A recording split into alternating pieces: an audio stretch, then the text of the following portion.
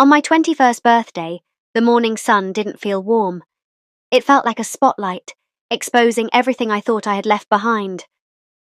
My dad stood in the kitchen holding a small, dusty box, the kind you'd expect to find old photos or forgotten trinkets in. Instead, when he pushed it into my hands, I felt something flat and stiff inside. A one-way bus ticket.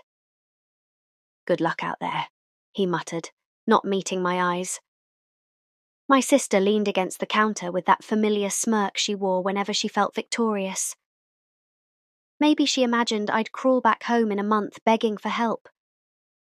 My mum tried to hug me, her arms trembling as if she wished she could undo everything happening in that moment. I didn't say a word. I didn't explain. I didn't argue.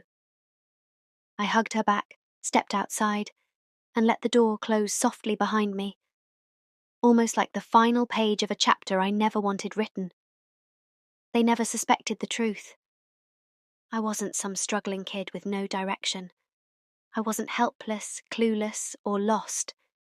I was the youngest co-founder of a $40 million tech empire built quietly, secretly, while pretending to be the family failure. And exactly 7 days later, everything they thought they knew would flip upside down.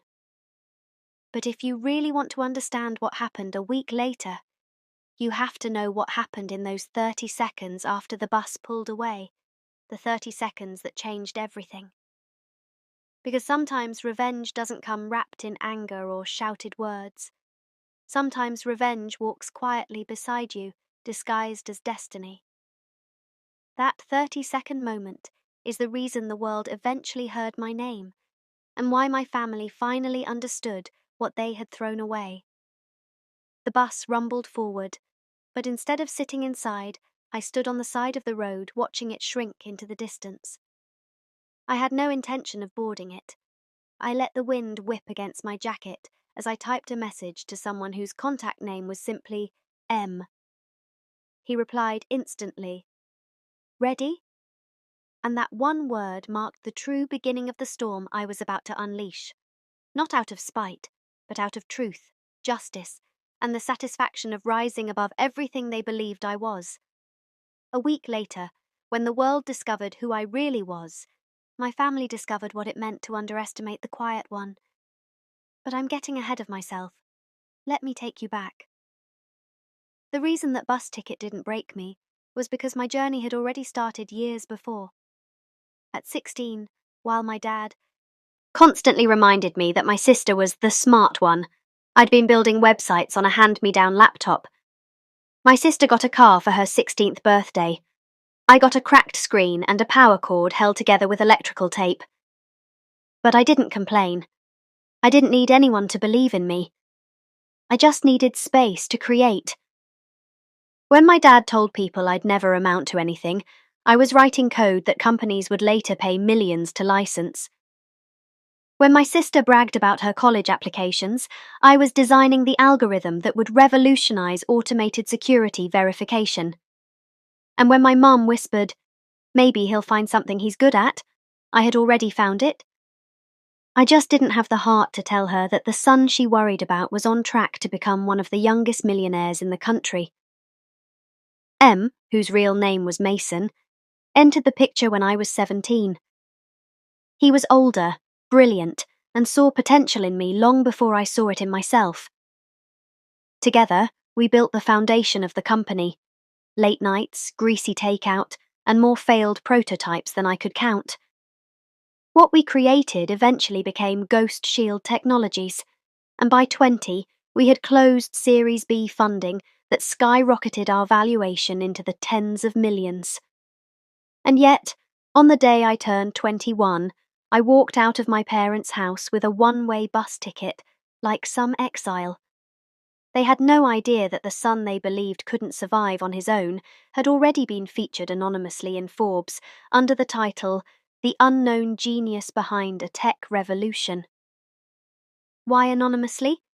Because Mason and I decided early on that staying hidden would protect us from early sabotage, copycats, and the corporate sharks that prey on young innovators. But after that birthday morning, I realized hiding wasn't just unnecessary, it was no longer acceptable.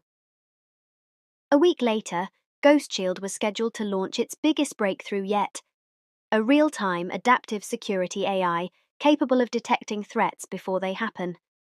It was a system major banks, hospitals, and even government agencies were bidding on, and the world was about to meet its creators.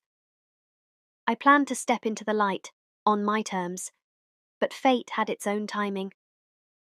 On day 3 after my birthday, my dad called. I stared at the screen, unsure why he'd bother. After letting it ring, I answered out of curiosity. "You found a place to stay?" he asked with the exhaustion of someone who couldn't imagine I could handle anything alone. "I'm fine," I replied. "Good," he said, clearing his throat. "Your sister needs the room for her new project, so don't plan on coming back."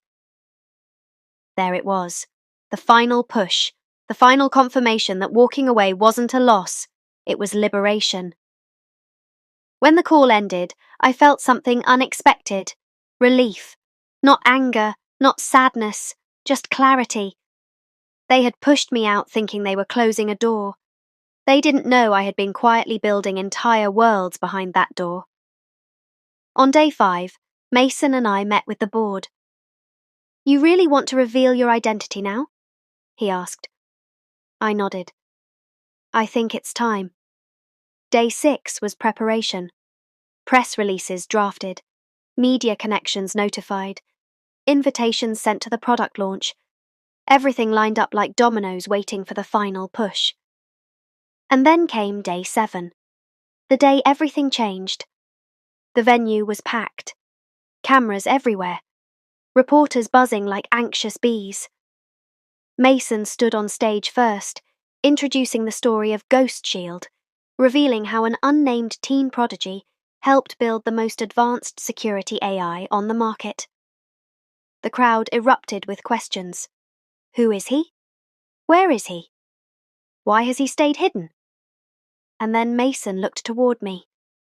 "Ladies and gentlemen," he announced, "allow me to introduce the youngest co-founder of a $40 million tech empire, Adam Cole." Walking onto that stage was like stepping into another universe. Applause thundered. Cameras flashed like lightning. I took the mic, heart steady, voice clear. "7 days ago," I said, "someone told me, 'Good luck out there,' as they gave me a one-way ticket to start over. They didn't know I had already started building something that would change the world." The audience leaned in, hanging on every word. "Today isn't about proving anyone wrong," I continued. "It's about proving what happens when you believe in yourself, even when no one else does." The launch ended with a standing ovation. But the real moment, the moment that felt like destiny, came later that night. My story hit every major tech outlet. The 21-year-old visionary behind Ghost Shield. The hidden genius finally revealed. The boy they underestimated. My family saw it, of course. My sister called first, no smirk in her voice this time. "Adam, why didn't you tell us?" I thought for a moment. Would you have listened? Silence. Then my dad called. I almost didn't answer, but I did. "Son?" His voice cracked. "We didn't know." "You never asked," I replied softly. Not angry, just honest. My mum was crying in the background, and I felt a strange mix of sadness and freedom rise within me. "We're proud of you," my dad said. "Truly." I let the words settle. Maybe they meant them. Maybe they didn't. But either way, I didn't need their validation anymore. "Thank you," I said, "but I'm exactly where I need to be." That was the night I realized revenge doesn't need to be loud. It doesn't need shouting or confrontation. Sometimes the most powerful revenge is success, so undeniable that the people who doubted you can't even form the words to respond. I didn't go back home after that. I didn't need to. My life had already moved far, far beyond those walls. But here's the part most people never hear. The next month, A national conference asked me to speak to young innovators. I walked onto that stage with thousands of eyes on me. They weren't looking at a failure. They weren't looking at the family disappointment. They were looking at someone who turned doubt into destiny. And when the talk ended, I closed with a message that I'll leave you with too. If someone ever hands you a one-way ticket out of their life, don't fight to stay. Walk away with your head up. Because sometimes that ticket isn't rejection, it's direction. And if you ever reach the point where the world underestimates you, let your success become the loudest story you tell. If you want more stories like this, stories of grit, comeback, and unstoppable revenge, make sure you follow, subscribe, and stay tuned. Your story might be the next one worth telling.